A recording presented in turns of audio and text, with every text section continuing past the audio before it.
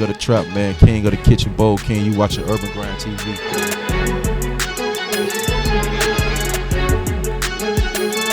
What's up? It's the Queen of Rhythm and Trap, Dottie Stacks, and you are now watching Urban Grind TV. Let's get it!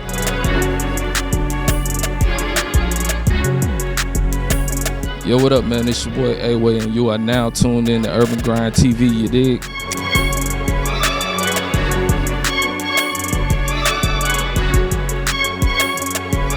Yo, it's your boy L Hitter, Mr. All Year. Y'all already know what it is, and you watching Urban Grind TV.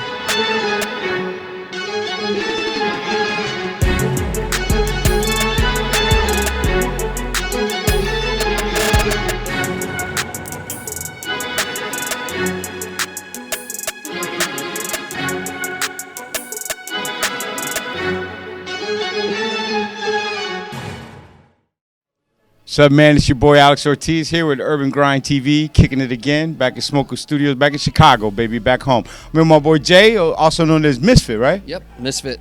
Misfit, that's your what do you call it? Stage name, yep. Stage name? Mizfit. Ah, cool. So you're from where? Joliet. Joliet. Yep. Joliet. Joliet, Illinois, yes, sir. No, we say Joliet here. Don't say. That's how I know that you're an outside. If you're from Joliet, you say Joliet. If you're not, you say Joliet. We say Joliet, so you from the outside as far as we're concerned, dog. You got here late. So you grew up here, Joliet? Yeah, yep. How long you been doing music? I've been doing music my whole life. And what's that, 7 years now? What does that mean? Yeah, something like that, right? Started playing guitar as a kid and rapping as a kid, and just music my whole life. Yeah, who got you the guitar? My mom. Your mom? Yeah. She got you lessons, or she just bought you a guitar and you went crazy? Guitar lessons. I'm from a musical family. Really? So your parents play music? Yeah.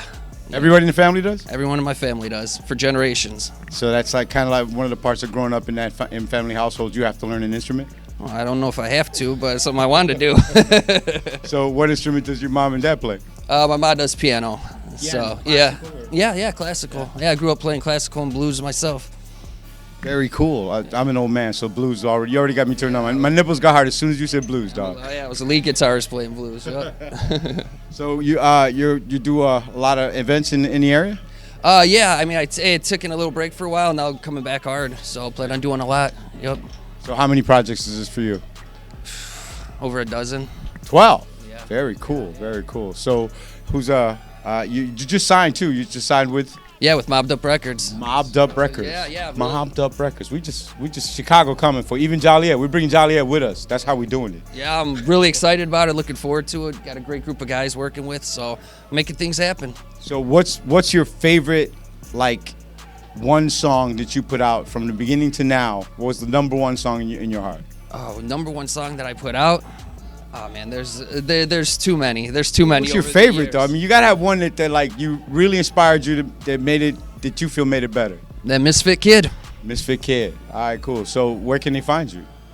Find me all over IG, Snap, Facebook. I mean, we're getting all these things put together right now. We're gonna be plugging big, so we're gonna definitely put it out there, all different outlets. And but it's Misfit, Mizfit. That's right, Mizfit. That's for you people. That's Ebonics. For those that don't know how to spell, we're trying to help you out, so you don't go looking for the wrong people. Okay, Joliet, Misfit. So how long you plan on doing this? I'll do it forever. I'm a musician, you know. Either way, I'll do music the rest of my life. See, that's the right answer. When you ask somebody that's exactly what you're supposed to say right away. I'm doing forever, dog. I don't care what happens. Yeah. Money, no money, bitches, no bitch. I'm sorry. I'm not supposed to quote. I'm not supposed to swear. I did it again. Anyway. Yeah, this is what I do. It's what makes me me, so I'll never quit. That's cool, because if you do what you love to do, I mean, that's not work. Right, exactly. Yep. So technically, can you handle like all the stuff in the studio? Can you do all the editing and all that? Yeah, I've done it myself too before. Yeah, but there's great engineers here that are gonna do it, you know, where I don't have to worry about it. So these guys are the best. That's not the point. But I'm just wondering if you can, because like I look at a computer, I just want to smash it with a rock. Yeah, no, I can. Yeah. Yeah. Yeah, and you started that. Did you learn that in school, or you just did it at home? I started that at home back in like the year 2000. So just kind of learned it yourself. Yeah, engineering. That's impressive. Thanks. Yeah. So you got any? Did you go to college or anything like that while you were here? No. So you're out of high school into music. Yeah, school wasn't really my thing, so. So you're probably not going to use geometry anyway, so it doesn't matter. Which geometry? So, okay, so if they want to find you on Instagram and all that stuff, you got that stuff coming up? Yes, sir. And you're up with Mobbed Up Inc. Yep, Mobbed Up.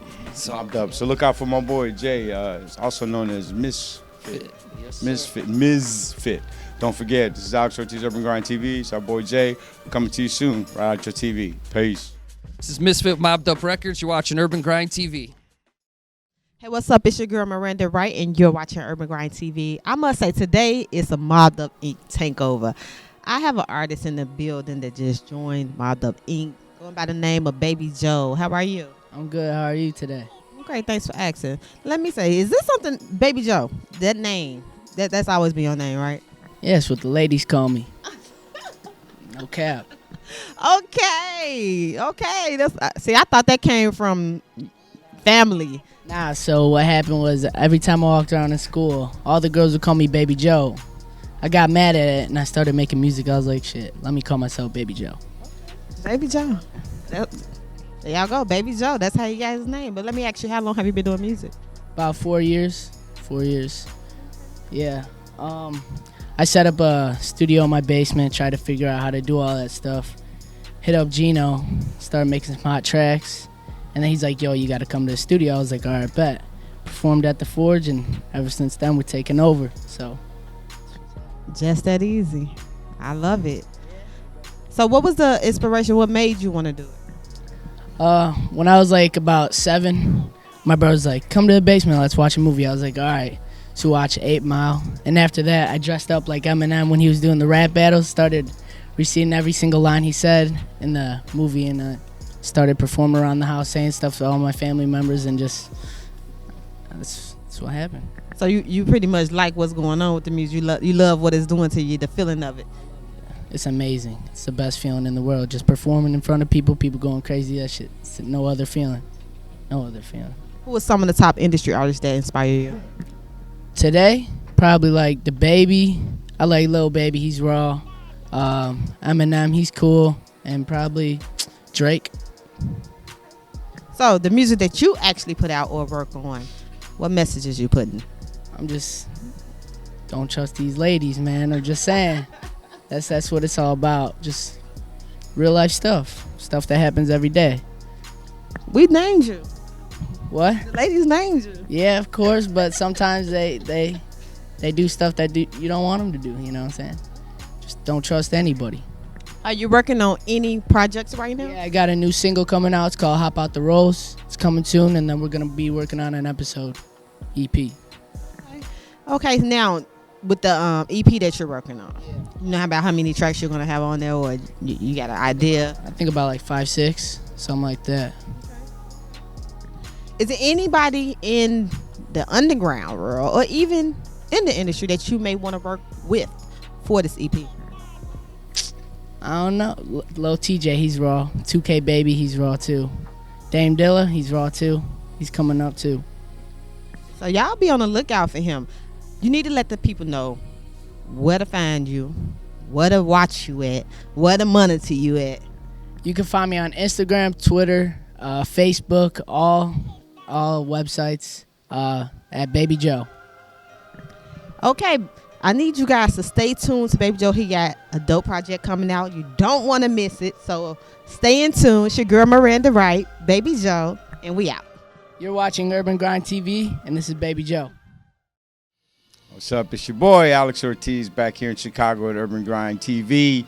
Right now in the studio with Dame Dilla, chilling out with the boys here, just hanging out. What's up, man? What's up, man? How you feeling today?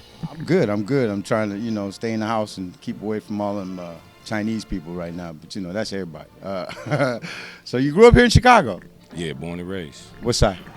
Grew up on the north side, Cabrini Green. And I went to high school and also grew up a little bit uptown. Cabrini Green. That's a lot of memories, Cabrini Green, dude. We as a city, Cabrini Green brings up a lot of, like I used to date a girl from Cabrini Green. I took her back to her house. She's like, you gonna walk me to my door? I said, who's gonna walk me back to my car? So we don't, you know what I'm saying? That's Cabrini Green as far as we knew. But you lived there for how long? I stayed there till I was about 14 years old. Wow. You probably got stories like that. Does the stories come out in your music? Yeah, a lot of my stories come out of my music. I'm very expressive about what, my life. Where you grew up and all that stuff, how it was? Yeah. That's cool because, people don't, it doesn't exist anymore. So the only way we can remember it pretty much is by you spitting it and us going back in our minds and stuff because Cabrini Green is gone, but you're still here. Yeah, that's why I try to stay true to that genre, that era in my music to keep it relevant, so we don't, we'll never forget. That's cool. So you play instruments, or you just because I mean it's just your talk is rapping, right? So, but do you have instruments? Do you like have a musical background that you use when you do it? No, I don't really play instruments. I mean, I'm pretty handy with a keyboard, a beat machine. I dibble and dabble a little bit, but I stick to the rap mainly. Yeah. See, I understand that that's the way they do it now, but I'm still in my old school. I still got like 2 tape decks, and I'm still taping like Friday night, dance party. You know what I'm saying? So I'm still that guy. So I understand that you know how to do it. So you can get on a computer. You can get on a computer and make music without any kind of instruments in the room. Yeah, it's an amazing world we live in now. You can get on a computer, you can actually, become your own brand. You can make your own music, put it out, market it. You know what I'm saying? You can do a lot with a computer. That's dope. And you taught yourself that. Yeah, I learned everything kind of trial and basis, just going through the motions, and some wins and some losses. But in the end, the lesson is most valuable. That's cool. I mean, to know that you did that yourself, and taught yourself, and now you're doing it, that's pretty cool. So what are your plans for the future?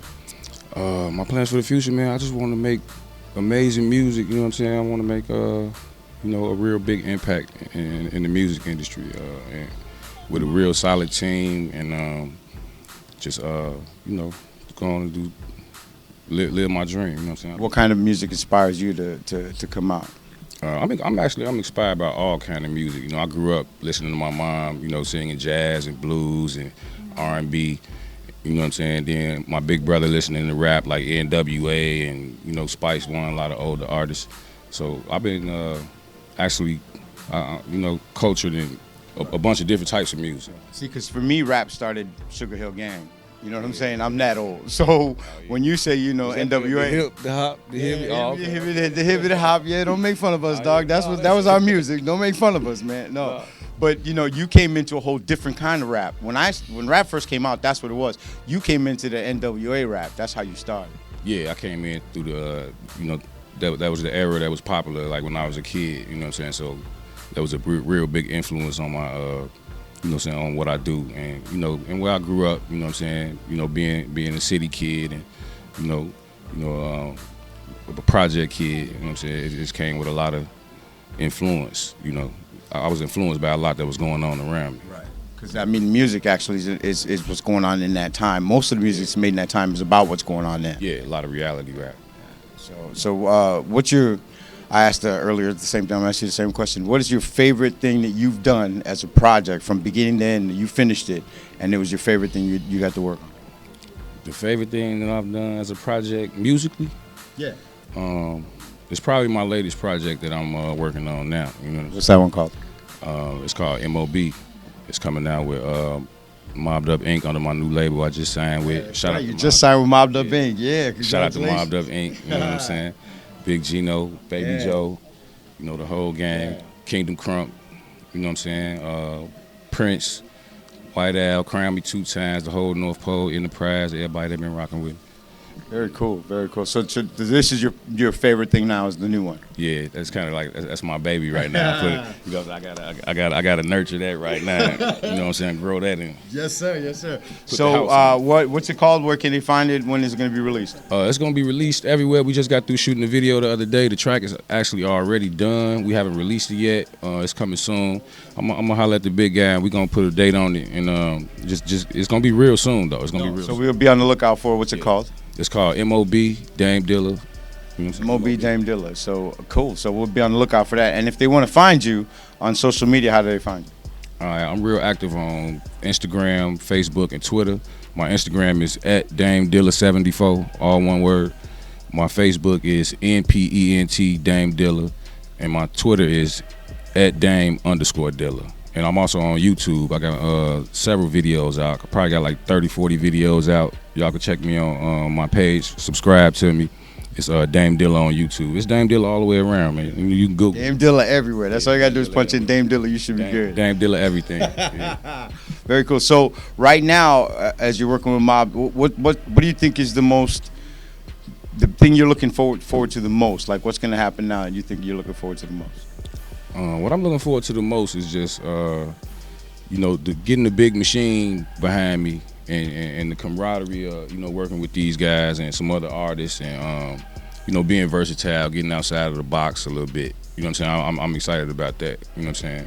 Getting out here on the road, doing some shows and some tours and stuff. Make some money where you can go back and buy that stuff in Cabrini Green now, because we can't afford it now. Oh, yeah, right. You can't even live over that now. Man. So, no, congratulations. And congratulations on getting signed and everything else, man. And now we got to do the coronavirus thing. We shaking hands, dog. Nobody's shaking hands. Right, yeah, it's confirmed in Chicago, for sure. So, Appreciate y'all. Cool. Well, thanks for stopping in. It's Alex Ortiz, Urban Grind TV, man. My boy Dame Dilla, looking for him. New album coming out, Sobbed Up. I signed with Mobbed Up Inc., and you're going to see some big things. Dame Dilla right there. Alex Ortiz, Urban Grind TV. We out. Peace. Yo, what's good? This your boy Dame Dilla, and you watching Urban Grind TV.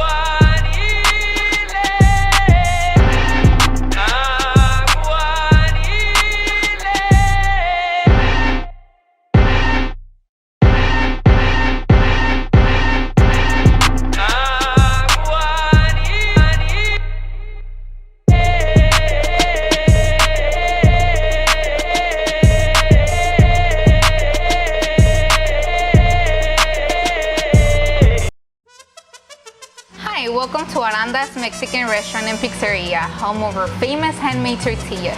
Using the right amount of dough, we make you our famous tacos of asada, al pastor, and many more. Here we make you feel right at home.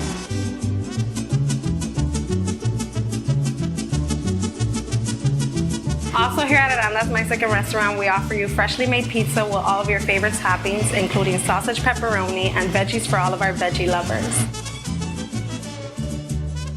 Wow, this looks delicious. Here at Aranda's Mexican Restaurant and Pizzeria, we can also host and cater your next party and event. Venga y compruébalo usted mismo en la 6706 oeste de la calle Belmont. Llámenos al 773-481-9050 y búsquenos en las redes sociales. Visítenos en arandamexicanfood.com.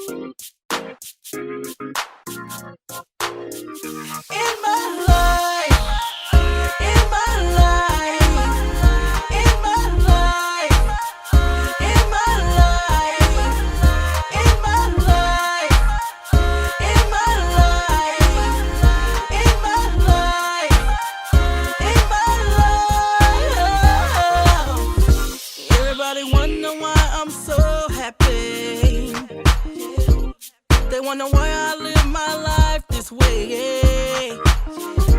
I tell them it's the joy that set me free, and all those blessings God has given me in my life, in my life, in my life, in my life, in my life, in my life, in my life. I can do all things to Him that strengthens me, and I won't let nobody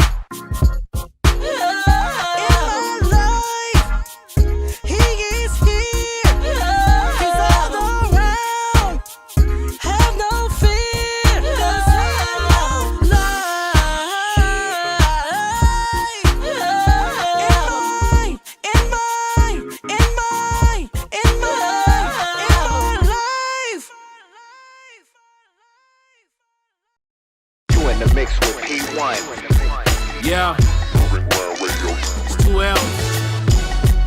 Yeah. Still left lane living. Urban Grind TV. 20 seasons, 10 years. Yup. On Urban Grind Radio. Yup. Right back on the grind, folks. Just hit 11, so you knowin' what it's time for. We help polish up your diamonds so it shine more. Not for nothing, sorta kinda stuntin'. Now we out in London. We the streets, run with locals, all the up and comers. Say they grindin' like we grindin', tell them show the numbers. Wanna chill amongst the stars, watch and see who comin'. Smoky Studios say you gotta show us something. 20 seasons, still counting, gotta keep them pumping.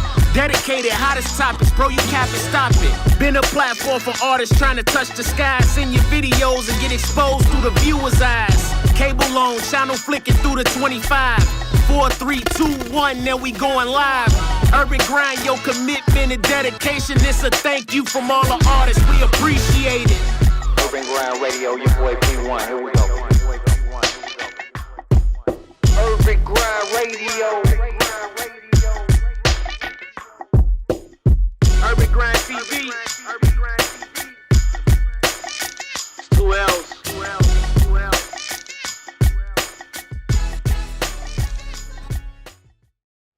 We are back, Urban Grind Radio, and you know what? I totally forgot. We got a West Sider with us right now in our presence. So, I'm not I don't take back anything I said. I was gonna say. However, I don't apologize for nothing. I will show stand my on upright that. regard. You know what I mean? Because you are West Side, you are 290. I have to respect that. So. Yes. So, West Side, please introduce yourself. What's up? This is Tandaleria. What's up, Tandaleria? What you got going on? What brings you here today? I know you got something important happening tomorrow. Yeah, we got like our first show of the year. So Sessions with Tandaleria presents Taylor Iman's Motion Picture Live. Yeah. Taylor, yo, I've seen her perform. She got down on the gig at the basement one time. It was. She's amazing. She's amazing. Is this the first session with Tandaleria show this year? Yep. Okay. All right, 2020 player. All right, so we are excited. What can folks expect to see? So you've been throwing shows for a while. Yeah. Quite a bit. So what can folks expect to see at your show? What can they expect? Like if they've never been. It's always a good time. You're definitely always going to get amazing performances because I'm really particular about people I put on the stage, and that's one of my number one things. Like I was telling, I actually go out and scout the artists before I even book them. They have to be really great because it's a big thing because people don't come out and see independent artists they should. So if you're gonna come out, I want to make sure that you get some of the best. So you got Taylor Iman is Earth St. James, who's another beast. Earth St. James. Earth St. James. You done said Earth St. My man's got a 70s laid back style theme song for every time he comes on stage. I was saying the first time I saw Earth perform was at Emporium on the Night With shows with Neek, and he got up there, and at first it was the theme song, and I'm like, he better be good. He got this theme song, and then after he performed, I was like, they need to get this man an outro too. It was amazing. Oh yeah, he's amazing. Mr. Under My Bridge, shout out to the bro. That song been rocking since. So just to elaborate on that. What was it about? Because you already went into it. What was it about Taylor Iman specifically? Like, what struck you out to seek her to have in your sessions for putting the show together? Like, what stood out in your mind when it came to Taylor?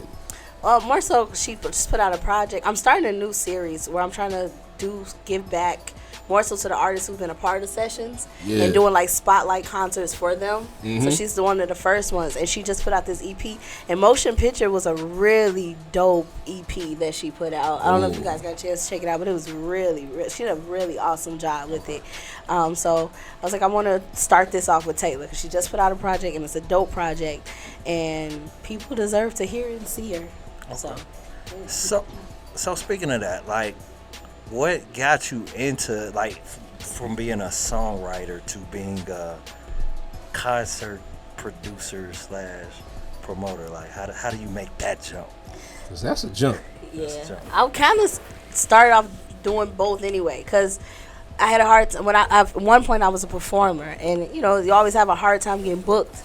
So I was like, I'm just gonna book myself. So I put my own shows together. I booked my own venue. I set everything up, get my band together, put the band together, practice, did all this other stuff, booked other artists to perform with me, and just did it myself. And I actually enjoy doing it. Okay. So doing it for other artists who don't necessarily understand what it goes into putting together a show is more so why I'm doing things like this, because it's hard. It's not easy. There's a lot of people out there that want to scam you we've all heard the stories out here of the scary promoters. And I'm not like that. And it's more so a way to show them what goes into putting together a show, because I know there's a disconnect between the artist, the curator, and the promoter, where everyone has this huge disconnect about what goes on, and everyone's always yelling and arguing with each other. Yeah. And because I've been all three, I understand where that problem is. So, yeah, that's mostly it. Okay. All right. So that spoke volumes for me. In your line of putting these shows together with booking other artists and booking from different venues, you've had a wave of successes. I've been following the sessions for quite a bit now. Not wondering to peek out for myself, but we'll talk about that later. But in regards to the sessions, as you throw many, we ain't stop that. We ain't gonna talk about that. You know what I'm saying? What I'm trying to say is, what were some of your most memorable events that you put together? A specific concert that you put together with an artist or yourself rather, that you've seen it grow to where you're like, yeah, I'm doing this for a reason. Yeah, it would be the sessions live events that we do once a year. And it's crazy because I was talking when I first was going to do the sessions live. When I first was going to do the sessions live events, I was talking to P1 about it, and I was talking to you and Bryce, who's one of the photographers for the series, and I was telling him about it. I was like, I want to do a live concert where we invite all the artists back. And then they were like, you think you can bring people out? I said, yeah. I'm believing myself. I ain't never did it before to this magnitude of what I was trying to do, but I'm like, I can do it. And it was like, okay.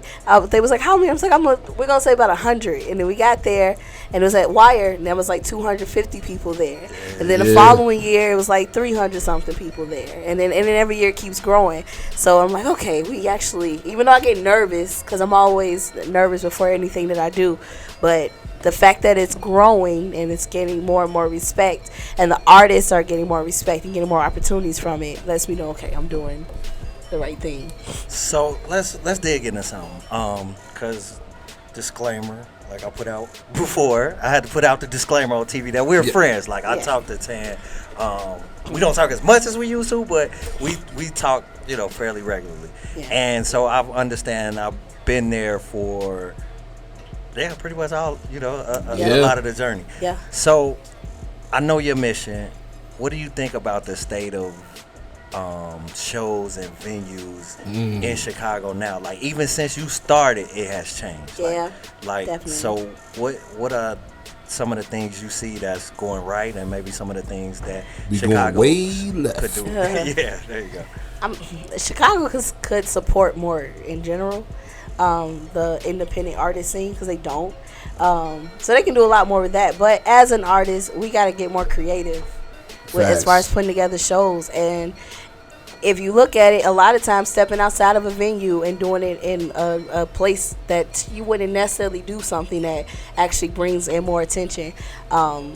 That's not one thing. Step outside of the venues and just start getting more creative, because it's a lot. Oh man, it's a lot, and they're getting really it's getting really crazy with the booking and stuff now. So right.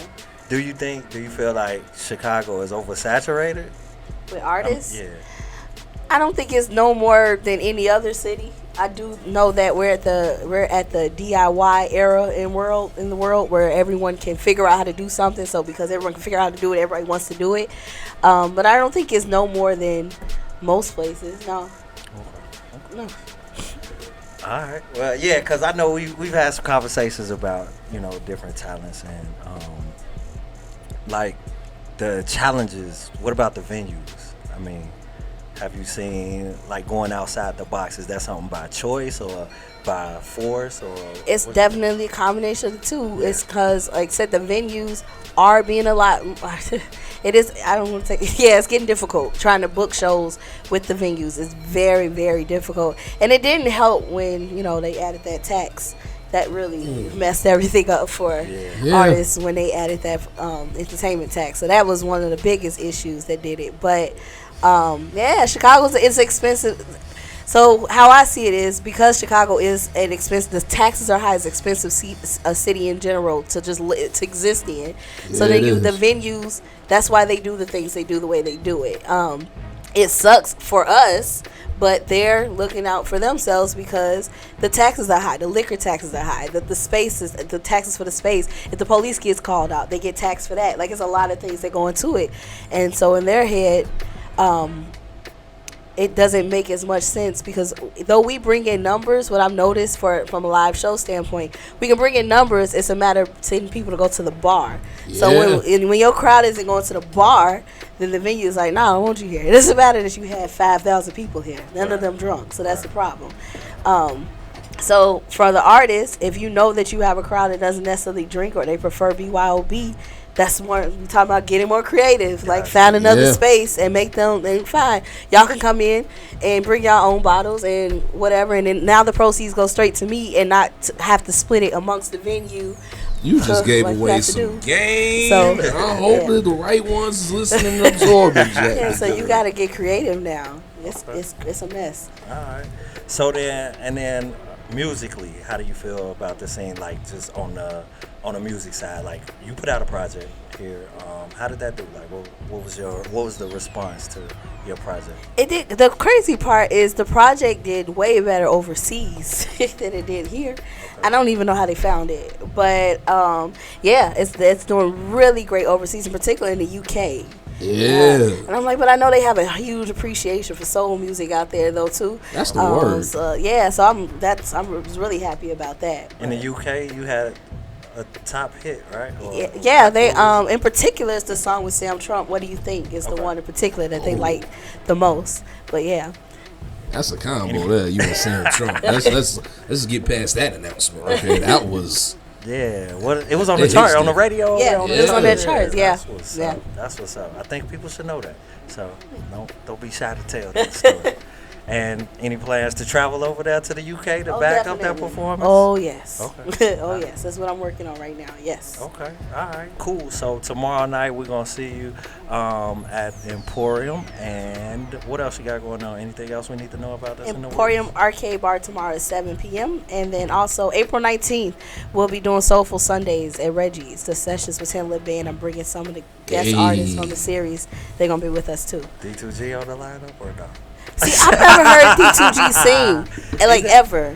Ah, okay. See, so that's on like you. Ever. I know that he's a dope rapper. That's on you, brother. Never heard him sing. That's on you, brother. All right, man. If y'all want it, I guess I could. Okay. No, I'm not doing it now. I'm just saying for if that time ever comes and I call. I tried to set it up. Oh, don't worry. It's gonna come, bro. That's funny. I have faith. That's funny. And one more time, if we want to find you and connect with you personally. Sessions with Tandaleria, everything. The website is sessionswithtan.com, but everything else is Sessions with Tandaleria. All right. Well, Tan. We gonna check you out in Emporium. Thank y'all. Thank you for coming through. Harold's Uncle Remus. Definitely Uncle Remus. I'm from the West Side. All right, we're gonna edit that out. Just had to. It was going so smooth. Right. Yeah. We're gonna take this break now so I can edit that out, and then. Once again, y'all tuning in to Urban Crime Radio. Stay tuned. We'll be right back. This is Tandaleria, and you're listening to Urban Grind Radio.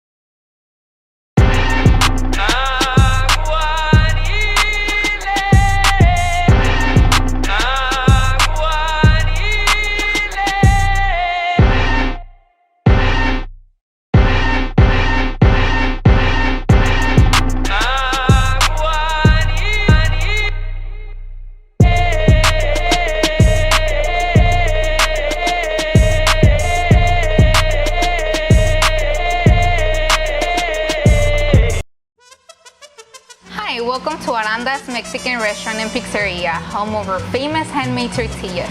Using the right amount of dough, we make you our famous tacos of asada, al pastor, and many more. Here we make you feel right at home.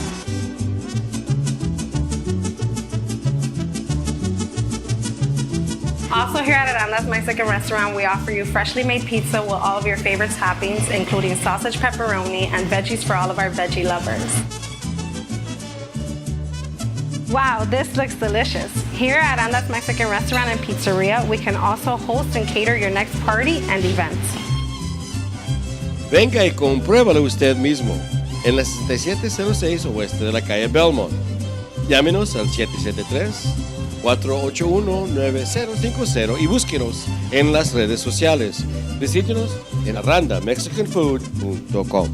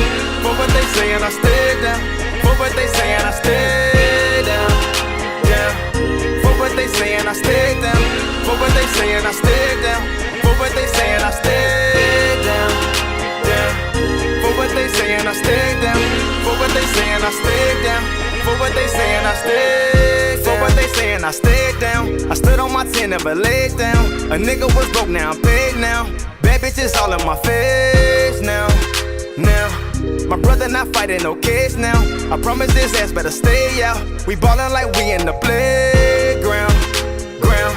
We killin' these niggas, they know that. They taking them shots, call it Kodak. But for what they say, we ain't on that. And y'all on they feelings, they hate now. I pull up, they put in they face down. All these bitches saying, hey, for what they saying, I stay down. For what they saying, I stay down. For what they saying, I stay down. For what they saying, I stay down. For what they saying, I stay down. For what they saying, I stay down. For what they saying, I stay down. For what they saying, I stay down. For what they saying, I stay down. For what they saying, I stay down. For what they saying, I stay down. For what they saying, I stay down. For what they saying, I stay down. I'm down for my city, they know that. I got them all on my ball cap. These bitches, they all on my ball sack. Tell all my haters to fall back. All of fake love is a no-no. Need this and thanks for the promo. I got the truth on my logo. For what they saying, I stay down. I'm never cutting my braids out. I'm finally catching my wave now. And y'all on they feelings, they hate now. I pull up, they put in they face down. All these bitches saying, hey, for what they saying, I stay down. For what they saying, I stay down. For what they saying, I stay down. For what they saying, I stay down. For what they saying, I stay down. For what they saying, I stay down. For what they saying, I stay down. For what they saying, I stay down. For what they saying, I stay down. For what they saying, I stay down. For what they saying, I stay down. For what they saying, I stay down.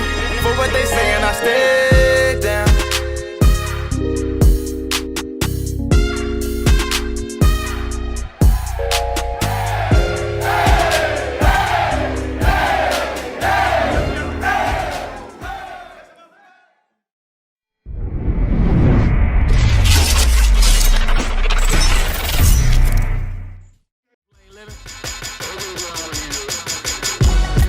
Grind TV. 20 seasons, 10 years. Yep. On Urban Grind Radio. Let's jump straight into it, man. Yes, sir. Let's get it. Like, all right, we here with a very talented brother that just had DJ Sluggo. DJ his party. His party. That's right. And you know how much Party with a Prince over the weekend. Super dope vibes. Now you see how you just said that party with a Prince. With a Prince. Right. Like, a Prince. No, plug. You gotta be that to just let that out. Like, don't nobody just say that like willingly. You know what I mean? Without something behind it. That's like, right. I feel like you saying your name right now, saying what you are, like, I feel like the Samunda theme definitely should be playing. I feel like you should have one of them coats with the lion right on the shoulder. I'm with that. I'm with that. You just carrying Mufasa right on your back. Well, go ahead, just give an introduction so they can know who we talking to, my brother. Well, all the way from my hometown in Wakanda. It's your boy, the Prince of Poetry, rocking out with Urban Grind TV, man. Urban Grind Radio, my bad.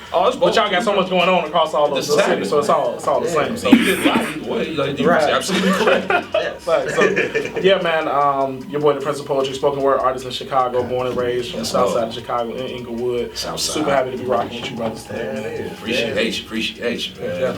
Man, let's just go ahead and get into it, man. We got you in the building, man. We already know what you do as far as the poetry. It's in your name.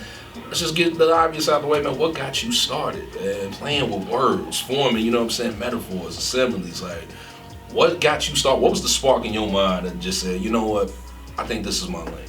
Yeah, for sure. I think, you know, being a kid from the hood, we all kind of have some similar influences. We all listen to hip hop, you know, we all playing it when we going to school. So my musical influence came from that direction. You know, I came up around, you know, the Tupac, you know, Biggie Smalls era. I was shorty then, but we was all bumping it nonetheless, you know, Outkast at the time. Oh, yeah. But I picked up a pen, though, because of a way to cope with the absence of my dad. So I used to just write poems or songs about, you know, his absence. And then it just kind of took. And then Eminem came out, and I started listening to some of his stuff. Eminem's original, when he did that song, I Am, I had a tape player back then. I used to stop every line and write the next sentence until I memorized the whole thing. And then that's kind of where I learned like the wordplay game. I say that's something right there you whippersnappers don't know about out there. I say, let them know. Cassettes. Stop the cassettes. It's a device called the Walkman. I'm trying to tell you. He had this thing called tape cassettes where they had this little film. That's what the music was on, because y'all used the MP3s and things. We actually had to stop it. Push a button, the little square button that just says stop. Hit the little, you know, left side, rewind, right? And then you would listen to it again. Educate them. Like, you didn't have to skip button and all that. We really had to rewind what we was doing, man. I say. It wasn't no Google the lyrics. Write them down yourself. What was Google even then? Right. It wasn't even a Google. Exactly. This is before you got mail, and some of y'all too young for that phrase. Yeah, that's crazy. We ain't gonna talk about it though. So the Prince. So how did you get your name? Like, you know how you got your start? Like what? Yeah, so the Prince is I'm self-named, and I kind of did that as a tribute to the ancestors that came before us. They picked up pens before I did. The Langston Hughes, the Nikki Giovannis of the world, the Maya Angelos, and even some of the people I still consider kings in the music game. You know, Pac, Biggie, people who changed. You know, Rakim. They just changed the name of music altogether, and so I felt it would be somewhat self-absorbed if I called myself a king in poetry, because we have so many amazing people that came before us. I'm hearing Bone in my headset right now, so this is pretty dope. So I decided to call myself a prince because I believe I'm always a student of the art, but I'm also through that line, right? And so I'm in the royal family because of my connection to the pen, and out of respect to just call myself a prince as opposed to a king. That is such a humble response, but I already know, aside from, you know what I'm saying, you paying tribute and whatnot with what inspired you to do and whatnot, what led you to, what's the most memorable moment that I could say for you? Because we got how you started out, we got what you got your identity from. Now let's get into the content of the matter, like the things that you write. What inspires you as far as, you know what I'm saying, your subject matter and your content and what you deliver into the poetry? Man, so if you ask anybody like what kind of artist the Prince of Poetry is, they all gonna say that I'm all about love because that's what I promote the most. My message is all about love no matter where it comes from. Now when people typically hear love, they thinking like romantic, like, you know, he talking to a woman that he loved, right? But I'm all about self-love. I'm about, you know, learning to love where you came from, your roots, right? Like I come from the hood and we taught not to love where we came from, but if we don't love where we came from, we can't love where we are. You feel what I'm saying? So you gotta be able to take all of that love and then, you know, I put that in such a message that allows people to see themselves for who they really are.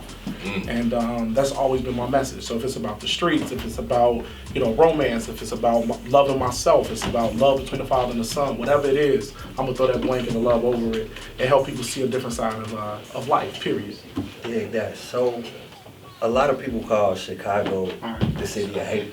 So how do you reconcile those two? Like, have you experienced that? I mean, I've seen the poetry scene. It could be, you know, a little wild like the rap scene, or you know, any type of scene like that. And like, so how do you balance that, or what has your experience been with the love, you know, expressing love in the city of hate? Man, that's so I don't consider Chicago the city of hate. I know people say that.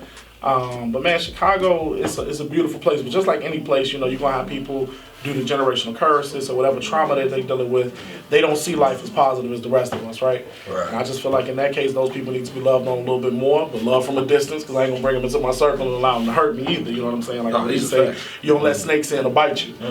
But that's a bar. At the same time, though, it obviously validates what my purpose is here. Right, it gives me relevance, because as long as that energy exists where people feel that they got to knock you down, then that means God is continuing to tell me that my purpose is full and realized. So I got to keep pushing it until it gets fixed. You know what I mean? So.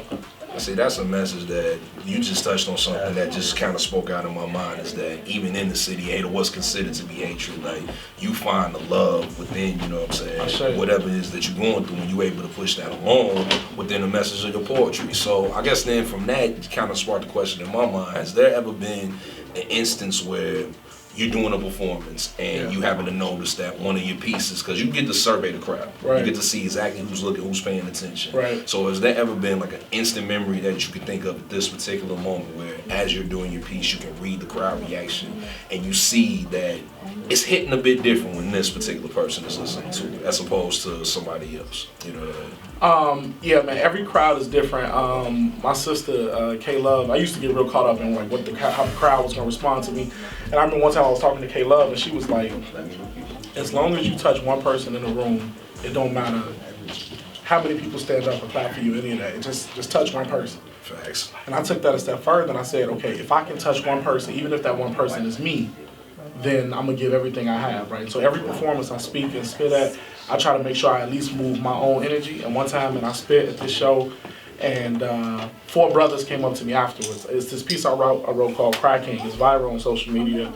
And several brothers came up afterwards like, man, I ain't cried in years until I heard that poem, right? And the piece really touches on toxic masculinity and how we're taught as men that we're not supposed to be in tune with what we feel.